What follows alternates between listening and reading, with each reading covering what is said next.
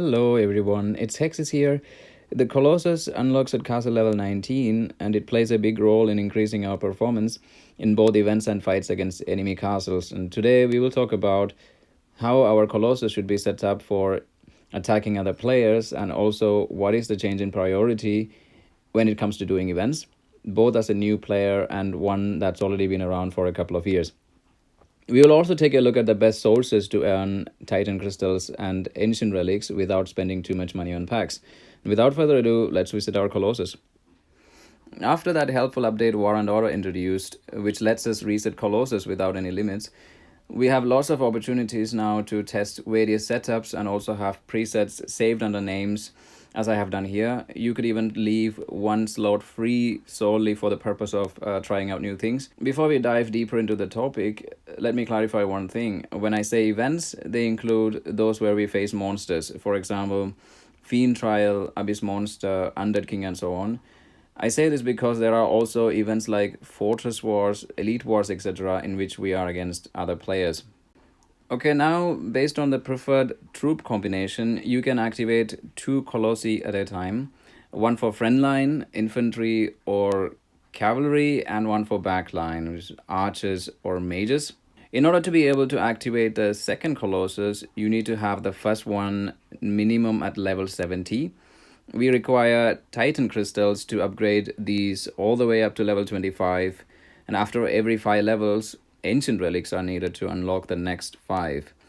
So let's go ahead and reset this one here right now. So currently my mage Colossus is active, and on the top left side you can see Colossus level 0. That's the one that you need to keep in mind when you're upgrading it. There are particular levels at which you unlock specific Colossus skills here. So it starts at level 50 for your Colossus, and then it goes all the way up to level 130. And different skills are unlocked based on that. And at level 70, you get to activate your second Colossus. We have 6 different stats here to upgrade. Attack, then hit points, and defense, and also damage stats like damage increased against a certain troop type, and depending on which backline troop you're having here, you would have, like say for mages, then mage damage increased on infantry, mage damage increased on cavalry, and finally mage damage increased on archers. The only difference when it comes to archers is that here it will be archer damage increased on mages instead. And that's it for the backline here. When you go into the frontline troops, the Colossus skills are a bit different here also for them, and they also have the attack, hit points, and defense. However, on the damage side, it will be damage reduction. So infantry takes less damage from cavalry, and if it is a cavalry frontline, then the cavalry will take less damage from infantry. The other two are the same for both. They take less damage from archers, and they take less damage from mages. For events, the priority order should be maximize your backline attack first, then hit points, and then finally defense. The damage stats are not relevant here because we will just be facing monsters and not any particular troop type like mages or archers and so on. For attacking enemy players, we need both Colossi. The frontline priority order will be damage reduction from mages, then damage reduction from archers, HP, defense, damage reduction from cavalry if your front line is infantry, and damage reduction from infantry if your front line is cavalry. And finally, the attack percentage. And for your back line, it will be damage increased against infantry first, and then damage increased against cavalry. Attack percent, damage increased against archers, or in case of archers, it will be damage increased against mages, then hit points, and finally defense. And let me show you how I would set it up in order to reach the levels faster. So we will start with our backline Colossus.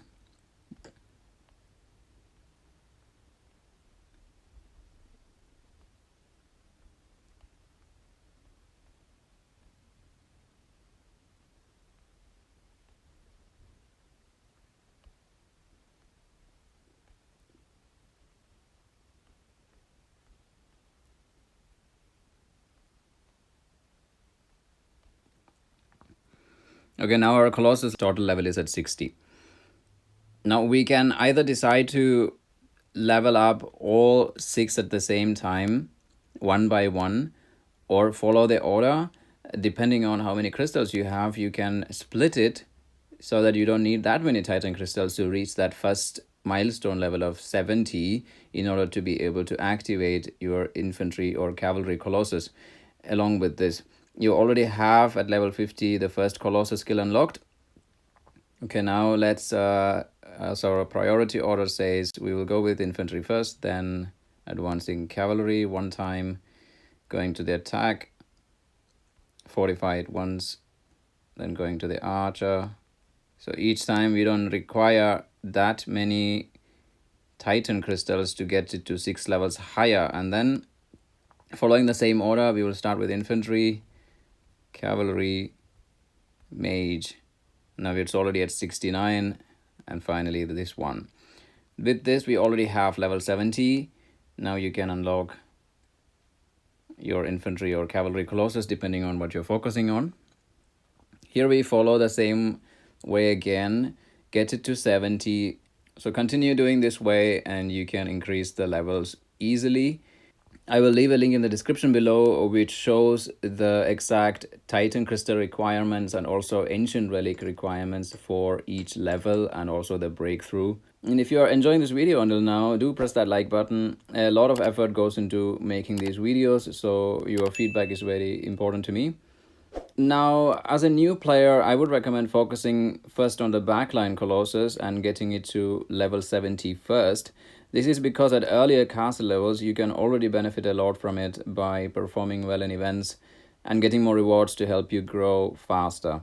Now, once you reach level 70, you can safely switch to the frontline Colossus without sacrificing much because there are these Colossus skills, right? Like that unlock at specific Colossus levels. And at level 70 for your front line, the Colossus skill is attack boost. So that's already 5.4% increase for all your troops.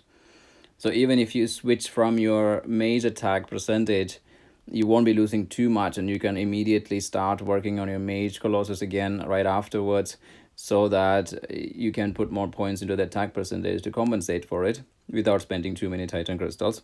So first the frontline Colossus, then for level 70, then build up the backline Colossus to 70 as well before proceeding with frontline again to level 90. And this will be the balanced way of doing it for your Colossus. And once you have enough Titan crystals, you should try to push one Colossus to its maximum total level of 130 to unlock more powerful skills like troops damage. So for your backline at level 130, the extra skill that unlocks gives troops damage taken reduction, that is your army takes less damage. And for your front line, it's actually troops damage, which increases the damage of troops. All right, now let's talk about the different sources from which you can get Titan crystals and ancient relics just by being active in the game every day. The first one is barracks. You can get Titan crystals for recruiting troops from barracks. So tier 7 onwards, for every 500 troops, you can obtain Titan crystals, but there is a maximum limit to it. You can get 60 per week total. Then the next one is Fiend Trial. Here, for the 2 attacks you do, you can get Titan crystals and also ancient relic fragments here. You have to fuse 20 fragments to get 1 ancient relic. It might not look like much, but it will add up, and by the time you gather the Titan crystals, your ancient relics are getting accumulated anyways. Then the next one is the Infinite War shop. You have 2 sets of Titan crystals and ancient relics here. But from the Infinite War shop, I will recommend getting only the Titan crystals because they are much cheaper. And you would also need the Infinite Wars coins for getting these other items like Obsidian Steel from the shop, which are also very important for our castle growth. And finally, the best source of all to get Titan crystals and ancient relics is the Fortress Wars shop. You can get 6,000 crystals and 700 relics from here per season. That's every 16 weeks. You have a maximum limit of that. It can be debated that orange fragments and emblem chests are more valuable to get from here. It's true, however, The orange artifact fragments take way longer to accumulate for these orange fragments to be useful, especially for people who don't spend much in the game. And we only get a total of 10 fragments per season, like every 16 weeks. It doesn't feel like much. And the emblem chest, the situation here, you get a full emblem piece, however, it's random. You cannot control it. But in case of Titan crystals and ancient relics, it's direct. And for each level upgrade you are getting an immediate increase in power. Even if it is a small percentage increase, they add up over time, especially since there are also these damage stats involved. That's my opinion, at least. Do let me know in the comments below what you think about that. And that's all about setting up your Colossus for all the different purposes. Hope you learned something new today. If you have any questions, leave those in the comments below as well. See you next week, and goodbye, guys.